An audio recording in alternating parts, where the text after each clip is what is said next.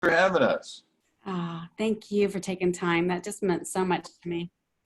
My pleasure.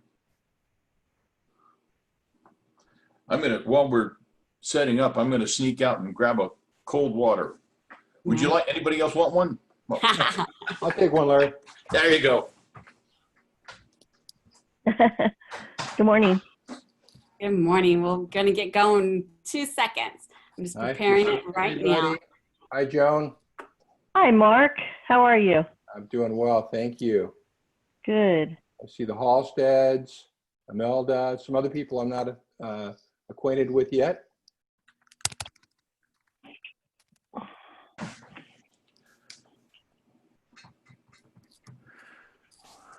Right. Okay. So we're just preparing it. It should be going live shortly. And we will get rolling here. Oh. All right. Okay, we are live. All right, here we go, here we go. First of all, I want to take everybody down memory lane this morning. First, I want to thank Larry and Mark Edwards for joining us. It's been quite a ride, and I am so honored that you're taking the time to meet with us and mastermind a little bit with us, Mark and Larry. Sure. So first, I'm gonna let Mark introduce himself, and if you could tell us a little bit about yourself and how did you get into the business, Mark? Okay, boy, that's a softball. Thank you. Yeah, huh?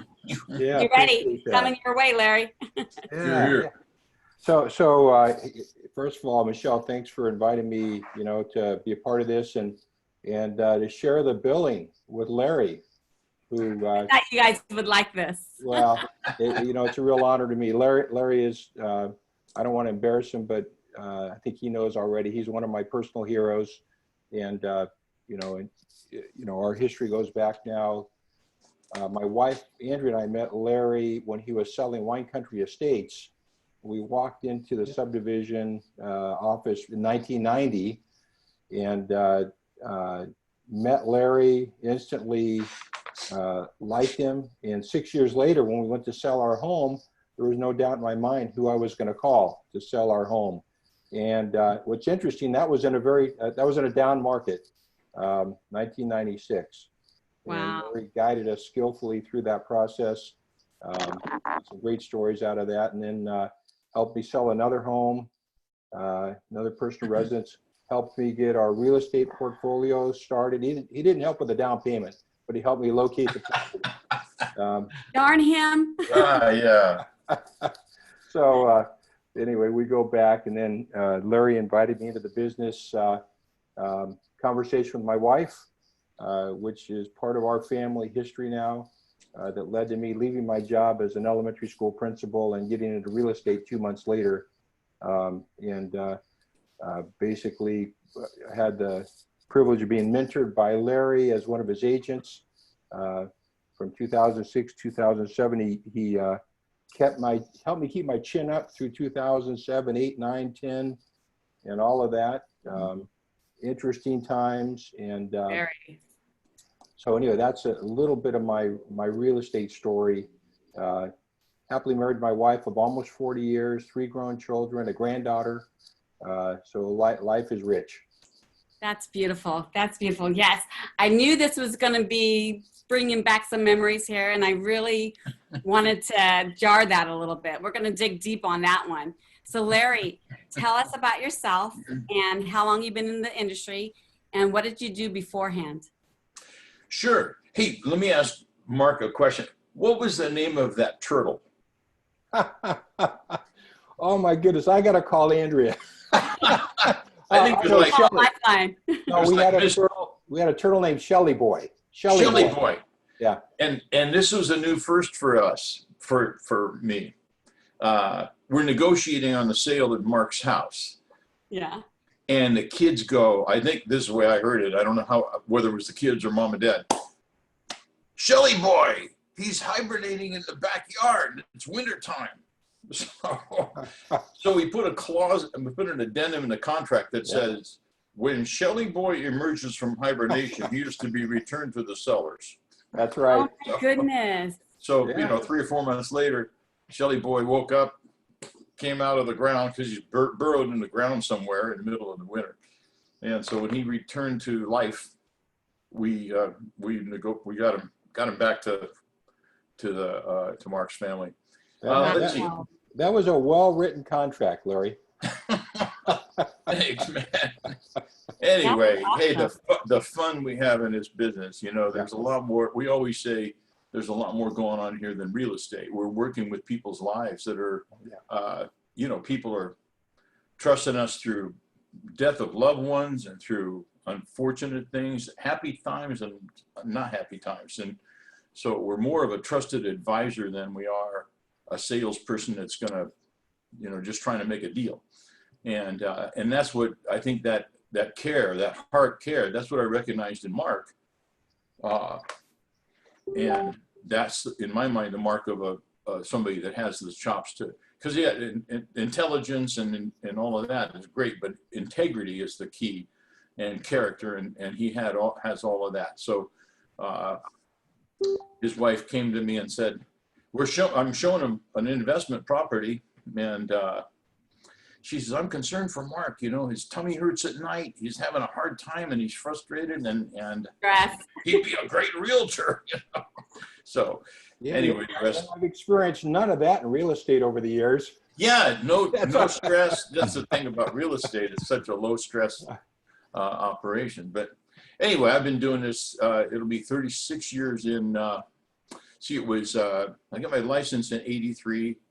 Back when dinosaurs roamed the earth. I don't think anybody else here has been doing it that long. Yeah. But 83. Some of you guys were in school. But and it's back then when I started, it was February of '84 because they were remodeling the offices, and I had to wait until '84 to actually join Schaefer Cease and Void Realtors. At that time, the purchase contract was 1 page, was legal size. It was mostly blank lines, and you filled in, and there was no such thing as a counter offer.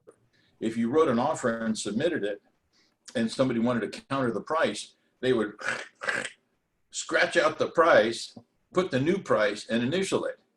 And then if there was a counter to the counter, scratch out the second price, put another. It looked like a chicken had walked across the contract. It was just crazy.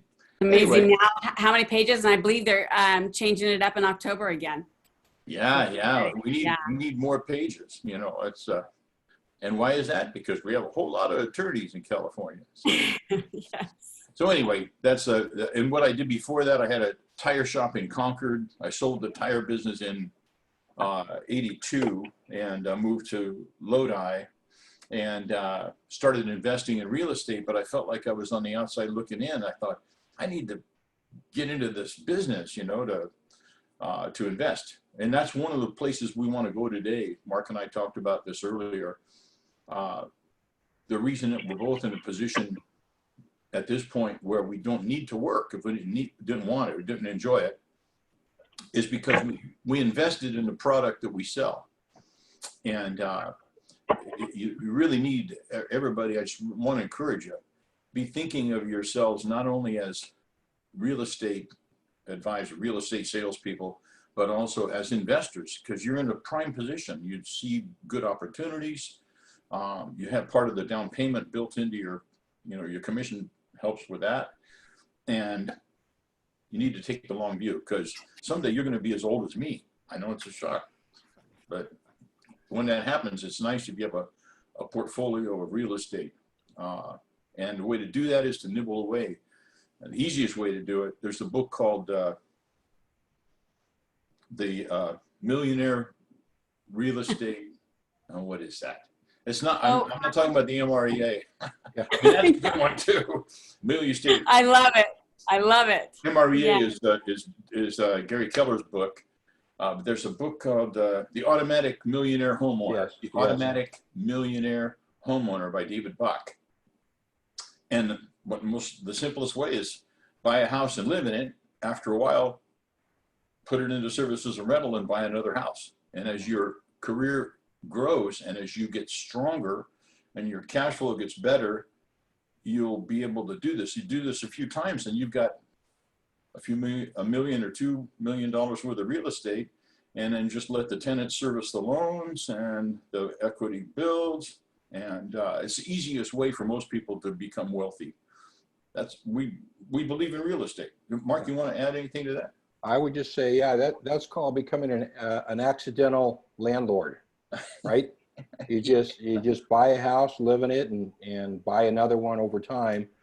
And there's a, what you can just decide how much you want to scale it and how much you want to leverage it as well.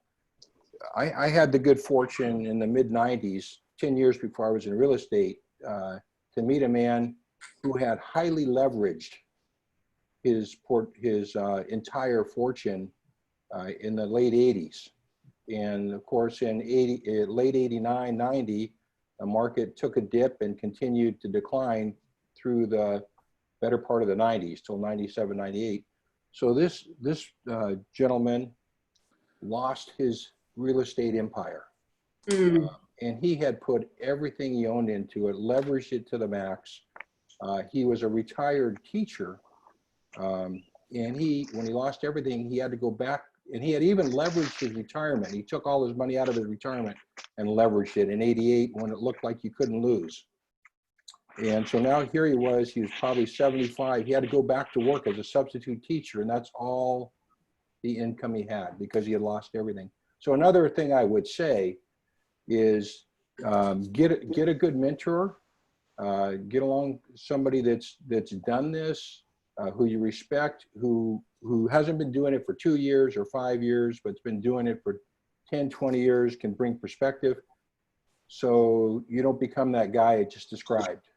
You want to build your real estate empire wisely, cautiously, but you definitely want to build it. So that's my 2 cents. Yeah. I love it. I love it.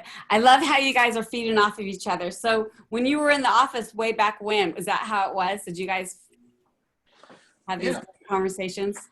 Well, we had some really great prayer times during as the market tanked, back in when the market contracted and the whole world was for sale. Yeah.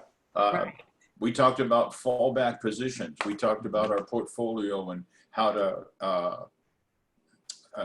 how to structure ourselves so we, and what Mark touched on is really, really good because the leveraging is a wonderful thing, but it's like playing with fire, and one of the dangers for realtors is that we're comfortable with debt.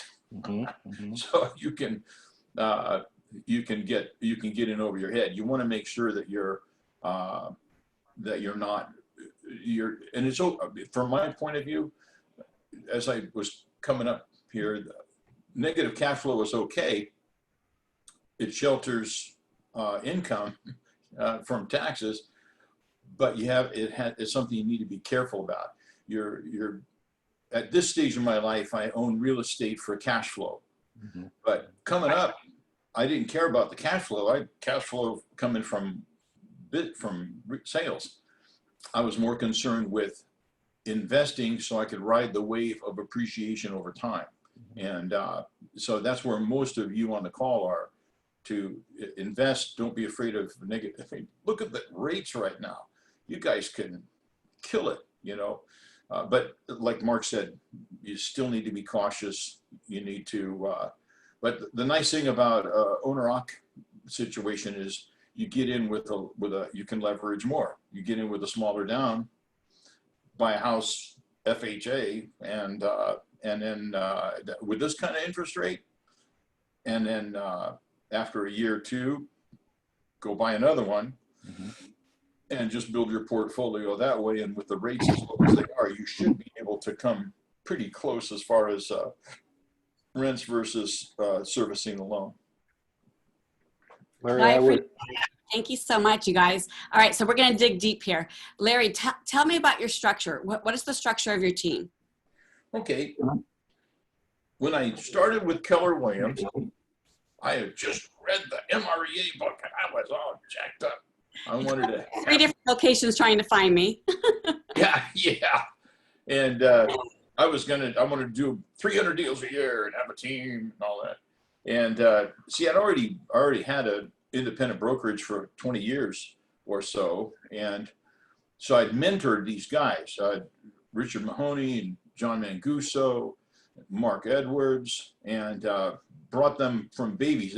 Two of them were my clients before they were realtors, and poured into them, gave them everything I had, and tried to equip them to be successful. And I wanted to do the same thing with the team. There are some difficulties with the team, however. Good people, there's an old saying in business, good people usually leave, at some point. And I was okay with that as a broker, pour myself into these guys. Mark's now with Remax, and I've changed my structure from what it was. I'm digressing. So let me get back to where I was. I started with Keller, had this big plan. So I had a few people on the team.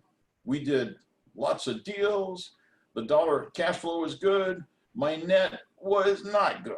It was not as good as it is now with less people. So this is for every one of us. You got to craft this thing. You got to fine tune it and decide what you want to be when you grow up. You got to decide, okay, how do I want it to look? And for me, answered prayer. I've got two, John Manguso and Angel McGregor, two mature people who care about the client, who are generous. Larry. See again? Is it John Dubois, not Manguso? Oh, Manguso. Sorry, John. John Dubois is on the call too. Poor John. I'm sorry, I had Manguso on the mind. John Dubois and Angel, and the two of them, high integrity people, easy to work with. We get it done, and my net's better. So that's the structure of the team right now. John. So it's about failing forward, right?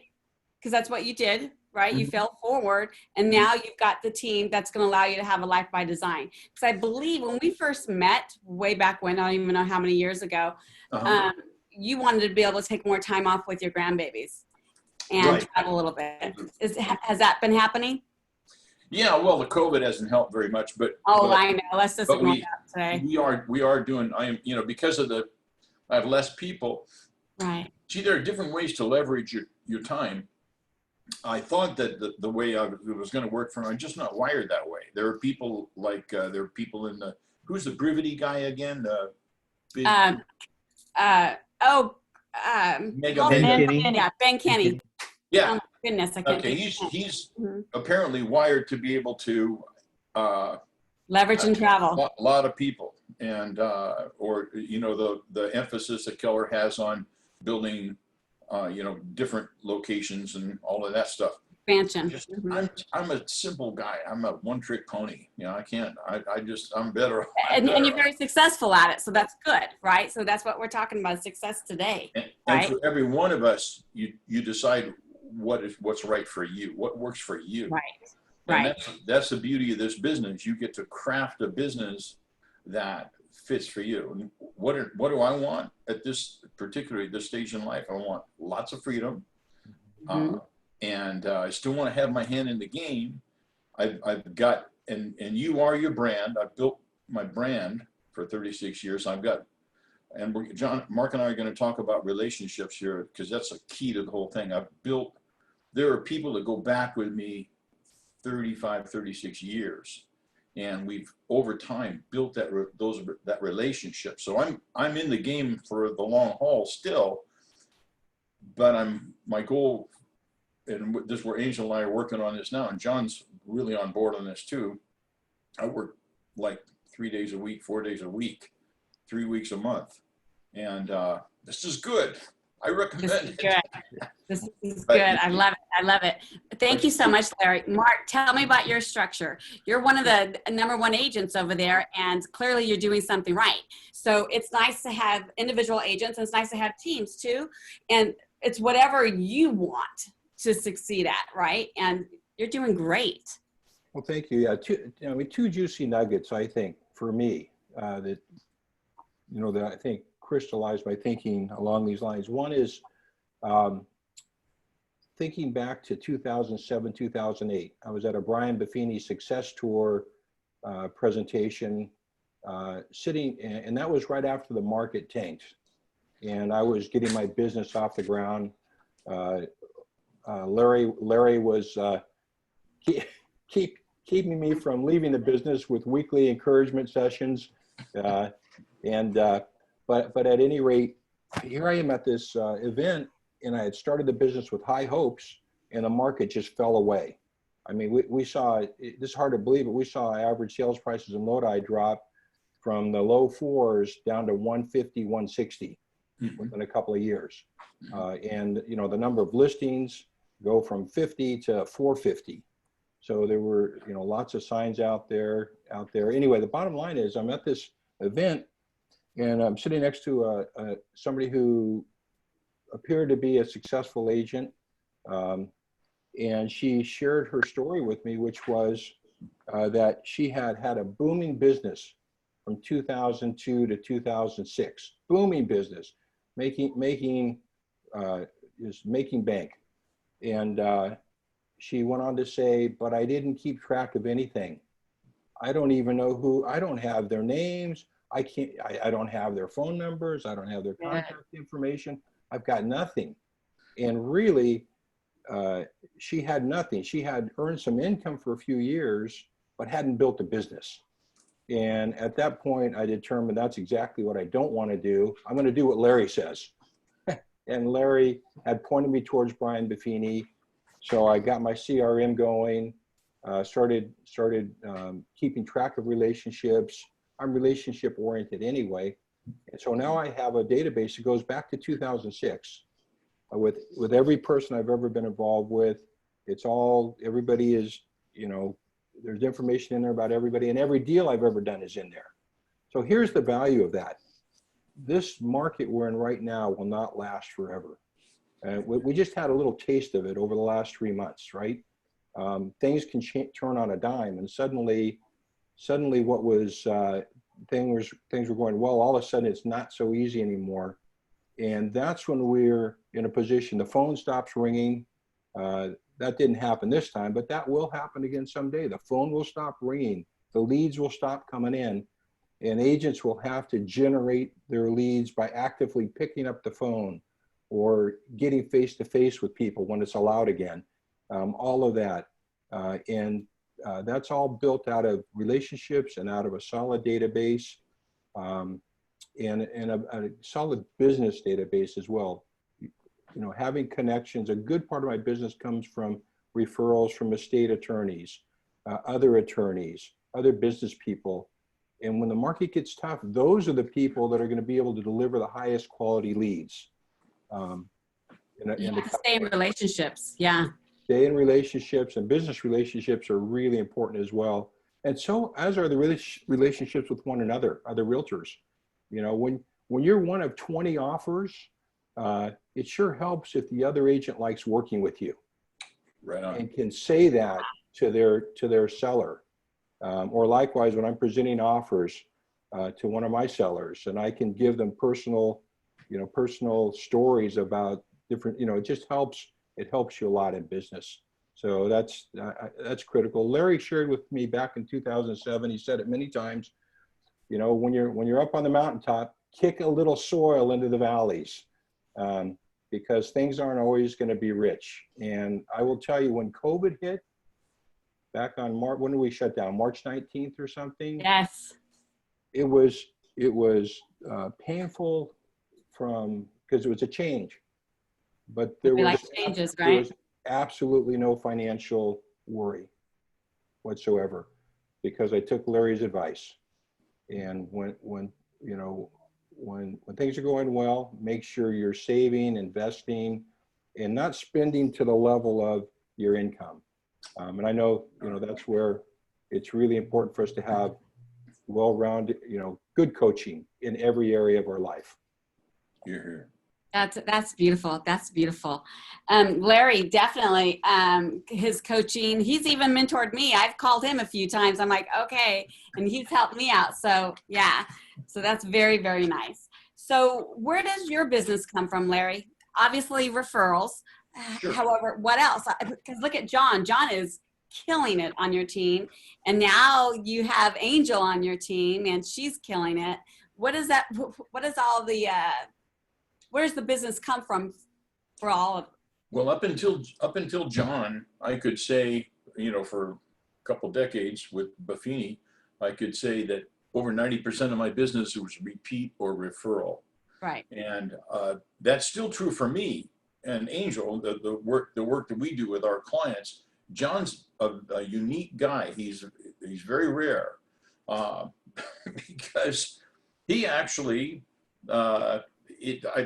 he's a force of nature. I've never seen anybody that I haven't seen his match yet.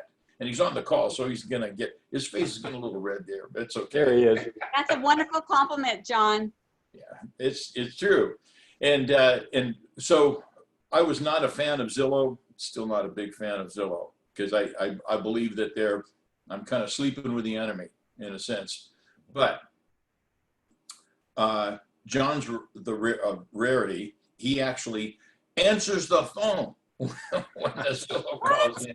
I know it's a shock, but and he's on it. It's a whole different way of doing business because you're kind of like on a hook all the time. You know, the call comes in, you got it. If you don't get, because there's no loyalty there, and it's basically, they're not leads, they're inquiries. They're, well, you didn't answer the phone, I'm going to go to the next guy.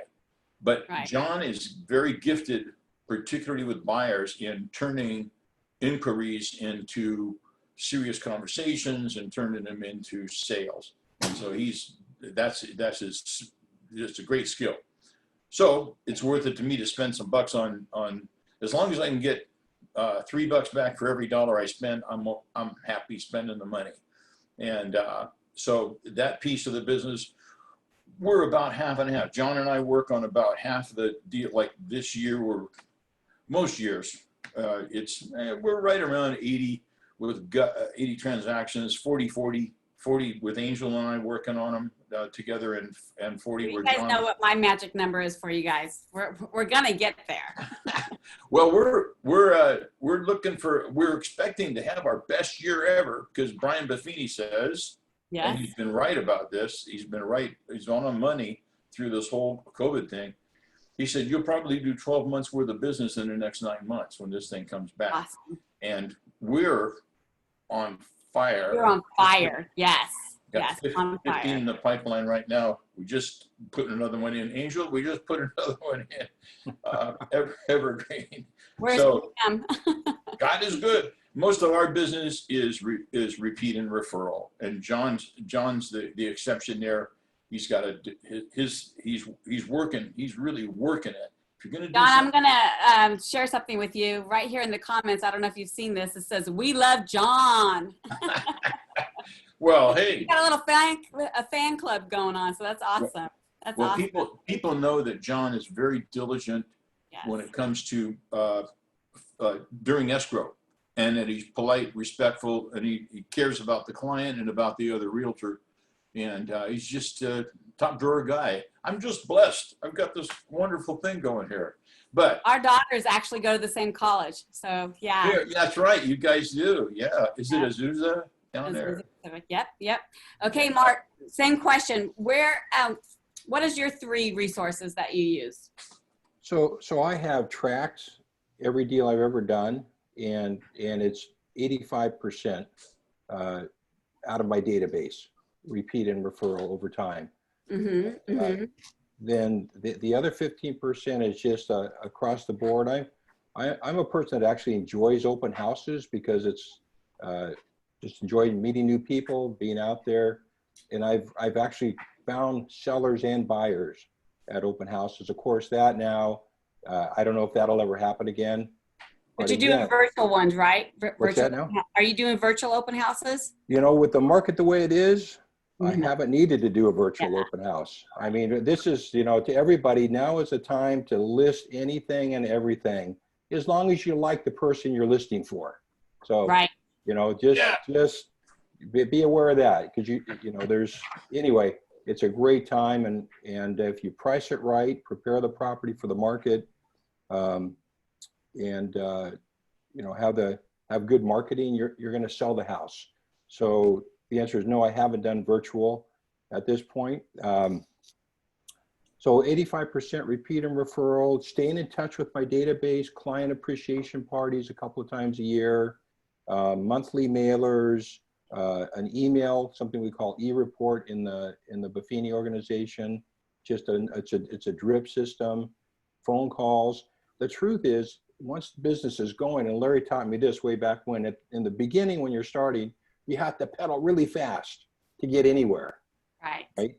But then over time, as you build a business and you get repeat business and your name's out there and you're getting referrals, you don't have to pedal, not nearly as fast as we once did. Now I save my pedaling for the Peloton, and which is the way I've stayed healthy when I can't get to the beach over the last 4 months. To go surfing. Surfer dude. Yes, yes. That is life by design, right? So, Mark, tell me, how do you handle price reductions? That all of that starts with the conversation, I think, when you're going over the market data, market conditions, my marketing plan, and the market data. And you're setting the price, always talking about a price range. We always want to do the best we can for our sellers.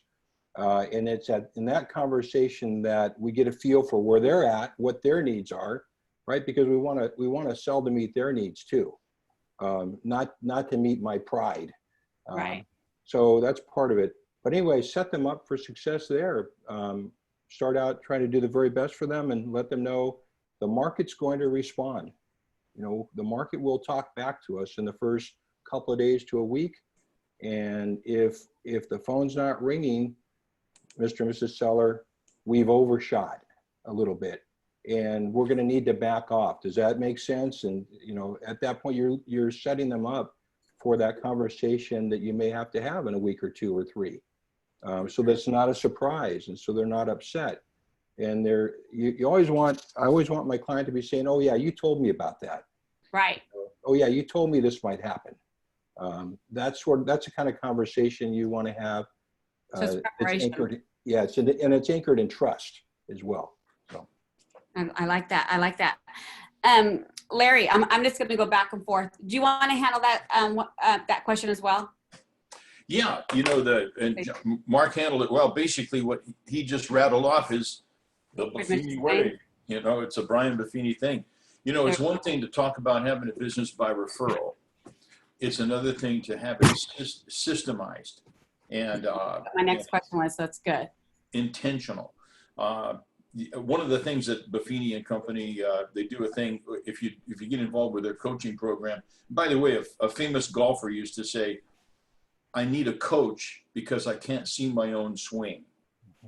And I still have a coach. I'm an old dog in the business, and I still have a coach that helps me with perspective, because he's outside of the situation and I can't see my own swing. I'm too close to it. So part of the coaching program is a thing called the Heritage Profile. And it basically just outlines for you how you move through time, where your strengths are, what areas of vulnerability you have, areas that you need to be aware of and need to be counterintuitive. And one of the first things they said to me 23 years ago was, you are a free spirit. And free spirits, I know that's a shock to you. Free spirits consider structure to be bondage, but structure will give you the freedom that you seek. And that was obviously stuck in my head. Right. And that's been true. The structure that they've helped me to put into my business is giving me the freedom that I have sought. So, and the structure looks like this. We have 4 client events a year, one per quarter. Things like the gratitude gathering. It's like a picnic in the park, you know, barbecue and live music and bounce house for the kids. And I spend. Didn't you just have it right before everything started? No, actually, this year we had Mickey Grove cancel. We had May 9th. Okay. They shut the place down, and so we did drive-through thank you barbecue at Tin Roof. And we worked with Tin Roof and had 210 RSVPs. They didn't all show, but we paid for them all. Of course, we ate barbecue for a few days too. That was good. But we had a lot of people come, and they come into one. I was there to say, okay, right in here. They come in, and my son Tom would take their name. They loop around and visit with John and visit with Angel, and go home with $15 a piece. It was a pretty good chunk of barbecues, a couple meals there. But people remember, would you spend $4,000 to make $40,000? Right. I mean, Right. this is a whole lot better than Your business, yes. lot better than display ads in the newspaper or even social media. Brian Buffini says, do you want a business that's an inch deep and a mile wide? And that's the Zillow model. Or do you want a business that's an inch wide and a mile deep? And that's the Buffini model. You're building a relationship with people. One of the phrases I really like, he says, give, ask, receive, in that order. Here's your barbecue. And I'm not saying, now you owe me a lead, you owe me a referral. Right. But I've built a relationship with people. And later on, when they think of real estate, they're, oh, well, Larry, let's call Larry. Right. And so It's coming from abundance. yeah, you're coming from abundance. And so if you do that over time, and if people say, oh, it's May, it's time for the gratitude gathering, bring the grandkids and play in the park and eat barbecue and listen to music. That's one. And we do a couple of pie parties. We do one July 3rd, the Great American Apple Pie Party, where people come through. They get a Costco pie. Of 150 people come through, and the beauty is I get to visit with them, say hi, love them a little bit, but oh, there's somebody behind you. You gotta go so I get the next. So I get to do these, we call them pop buys, reverse pop buys, but I'm doing it very quickly. Just a little FaceTime. Here's your pie. Goodbye. They're gone. There you go. And we do a shred party in February, and we get a big old shred truck, which isn't that expensive to hire for 4 hours or 3 hours. People bring their shreddables and to the office, and we get to love on them, and then they go. So it's boom. I've got a great other things real quick. Mark talks about emails once a month. We're mailing things, so you're consistently touching people. You know, Keller talks about the 36 touch. Mm-hmm. Whatever you call it, however you do it, if you systemize it so it's part of your system, you've got to plant before you reap. So anyway, that's it. I agree. Thank you so much, Larry. Mark, you wanted to add to that? Well, two things. One, I do 2 a year, and the reality is just doing 2. I think I'm on my 12th or 13th annual pie party and my 7th annual shred party and barbecue. But that gives you a chance to send out a significant mailer, a nice mailer where you're inviting people. Then you're following up with a phone call, an email, and then RSVP. So you're having all these touches with people in your database. So everybody in the database gets invited. And then the ones that raise their hand that they're going to come, you're going to be touching them a couple more times. Then you're going to be seeing them. Then you're going to be thanking them afterwards. That's just a lot of touches, with people that have already said they're loyal to you, and you're just building that, that relationship. So a funny story. Larry hasn't heard this one. So I sold a house out on East Woodbridge Road, maybe 3 years ago now, 4 years ago. And the people across the street gave me a call and said, hey, we'd like you to, come check out our property and give us a CMA. And so I talked to the fella and he said, well, I'll talk with my mom and we'll see what happens. So anyway, I call him back maybe a week or two later, and he says, well, she's been going to Larry's pie parties, and he's been giving her a pie every year. So she wants him to list the $1 million property. So there's a lot more to that than just the pie, but think about it. What did she remember? The pie. Yeah. And it got him $1 million listing. I mean, it was more than that, obviously, but that's it's funny. These little things mean a lot to our clients. It's the gift, that little extra something that we give back. Yeah. Suzanne actually talked about that. We had a class, I don't know, 20 years ago, and it was always, what's that little extra thing, that little extra, of course, being female, we always thought about the Tiffany box, the turquoise with the white bow is the little extra, or the little bag that you get, things like that. It's always a little extra. So yeah, they definitely, my mom remembers, she gets a pie, it seems like every quarter from the bank. The bank gives her a pie. Mm-hmm. Who does that? And this is up in Valley Springs. It's amazing. And she loves all that. And for that, it's a 0.001% interest rate on her deposits now. There you go. Well, she brings them Christmas gifts too. My mom walks in with the little bag of Christmas gifts to the ladies at the bank. I'd like to speak to Zillow real quickly for a moment, if I may, because Zillow is definitely, they're definitely trying to impact the industry overall. That's not in a positive way for the traditional brokerage and traditional agent, the relationship-based agent and so forth. But my philosophy is I'm going to use Zillow. I'm not going to let them use me. And so they don't get any money from me. I did it once for a month or two or a short time, did one deal, had a team at that time. And my team wasn't converting. I mean, John is a godsend. He's amazing that way. But my team wasn't converting. So that was money wasted. Right. But what I decided was people do check us out on Zillow. They do go to Zillow. And now Zillow's set up. So if you're the listing agent, your name's on there. So I keep my Zillow site up to date. It shows every property I've ever sold. I have people send in their testimonials because it's another great presentation on the internet. So I feel like I'm using them. Now here's the reality. They know all the properties I've ever sold. Statistically, they know when they're going to sell again. I have no doubt someday they're going to use that data, against me. But for now, it's pretty cool. I can send people, to Zillow. When somebody reaches out to me from distance, I can just send them my Zillow link. And they go to Zillow, which is always up to date. Because even if people are Googling your name, and because I Google other agents' names before I meet with them, and there's nothing on them. I'm like, are you kidding me? Right. Who's helping you? Yeah. It's just, it's not good. So that's good that you do that. Very, very good. How has business changed for you, Mark, since COVID? It's like your systems, if you will. Yeah.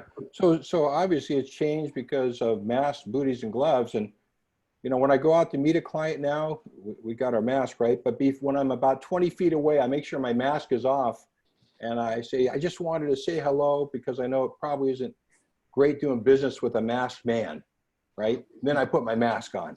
There you go. Give them a chance to meet me face to face, right? So they've been referred to me.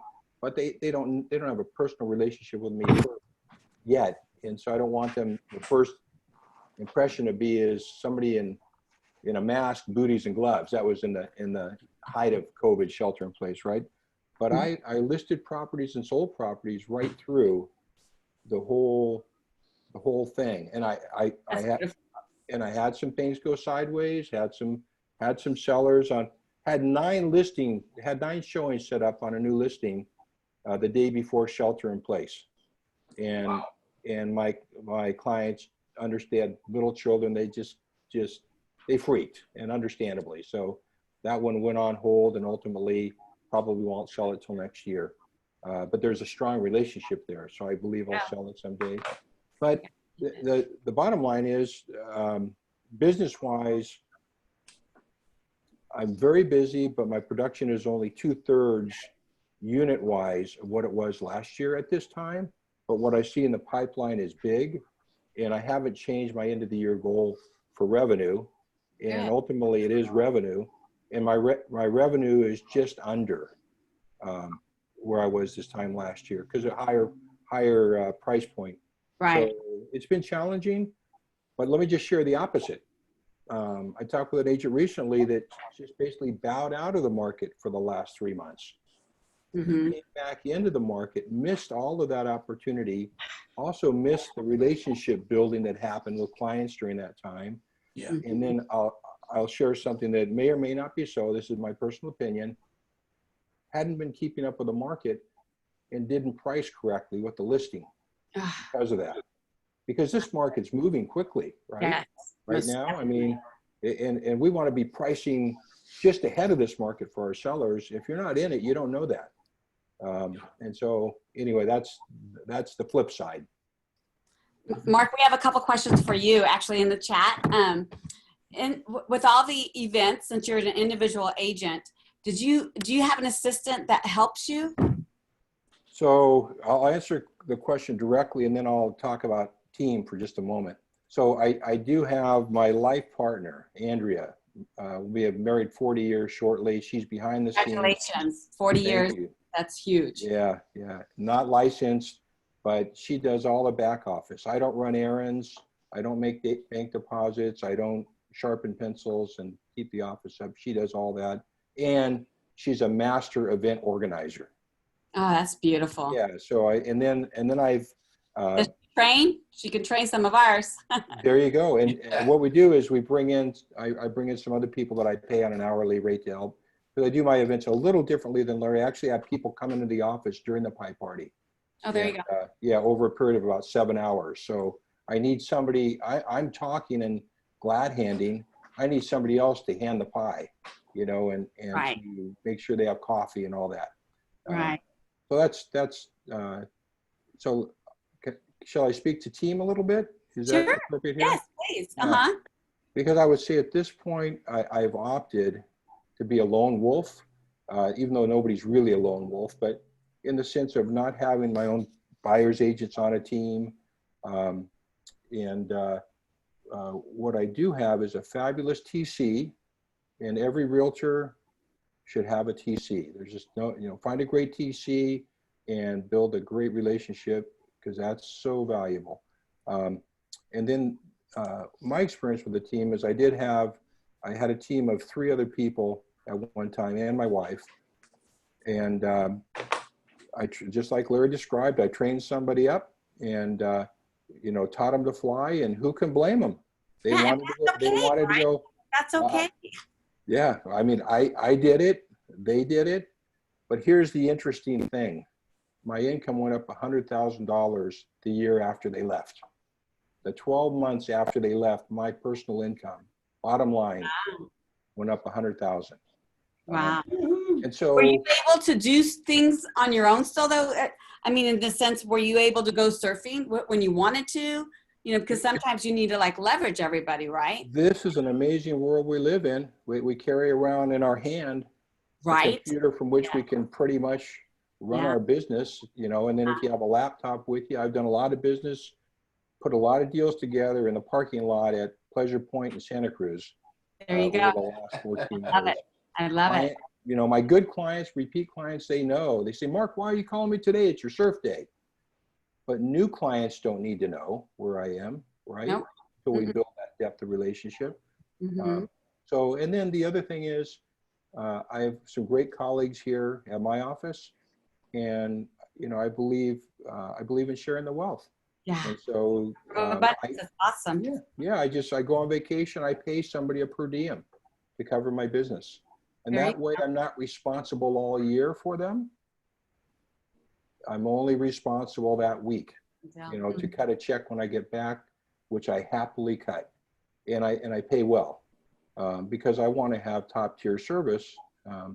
So anyway, the other thing is regarding buyer's agents, I'm at a point in business where I'm not really representing many buyers. And what I'm doing is handing them off to other agents who are very happy to take those clients for a 25% referral fee, or whatever you can negotiate. Once again, I'm not responsible for that buyer's agent for on a regular basis, just on an as needed basis. So I think buyer's agents are fabulous. Some people are built to want to lead a team. Okay. But for me personally, I used to manage a school with 80 employees. One reason I got into business is that was good. I did that once. Yeah, check. Yeah, right. Check that off your list. Yeah. I think we have 257. Check that off my list. Yeah. Yeah. So there, Larry said it earlier. The great thing is you can craft this business however you want in a way that works for you, that lines up with who you are, and this is a fabulous business in part for that reason. Passion and purpose, right? I love it. I love it. Okay, one last question. If anybody has any questions, go ahead and put them in the chat. I know Ashley's been doing that and a couple others. Chrissy, Chrissy Love, I love it. She's like, finally, someone else who's the lone wolf. She's a single agent and killing it right now. She has really learned how to work from home during all of this, and she's really being very, very purposeful. So that's awesome. Thank you, Christy. Okay, so if you could go back in time, and if there was that one thing that you wish you would have done, what's that one thing that you would have changed? You wish you would have known, before, doing it over and over and over. And it's like, why do I keep doing that? I should be doing this. Mm. And yeah, asking Mark.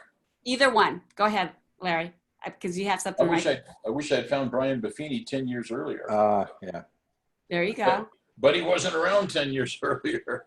Right. And he had only started. Business was pretty new. I think he was a year or two into it when I joined him. Mhm. But that he's the best of the best. The guy, the thing that appeals to the people that join his operation, they're generally generous spirited people and givers. And this is a joy. You get to give away goodies and love on people and make serious dollars. It's a good combination. That's it for me. How about you, Mark? I wish I had learned to be able to let the water roll off my back easier, sooner. So in other words, I wish I had learned how to, not take things personally or be overcome with, situations sooner. So I think that what happens is if you're a relational person, in this very relational business, it can be easy to take things personally or try to take more responsibility than is really ours to take. Mm-hmm. And that would describe me. I guess had I learned sooner what I just shared with Larry this morning, that I just wrote a cancellation, sent out a cancellation for a client, a buyer client.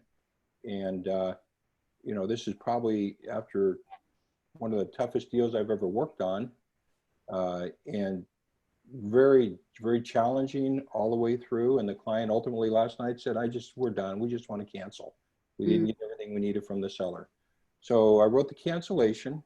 I said to Larry just a couple hours ago, Larry, either I'm in denial or it just, I'm different than I used to be, because I took care of business and, handle it professionally, and I'm not down at all. I mean, I was disappointed for them, disappointed for me, obviously, frankly, disappointed for the sellers and the other agent as well. It's too bad. You gave it your all, and you gave it your all. Yeah, and I know the other agent did as well, in my opinion. But Right.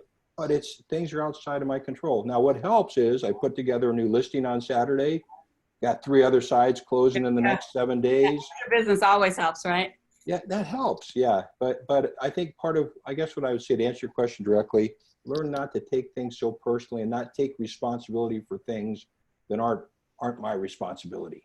Do the best I can, give it my very best, and to God leave the rest. Amen.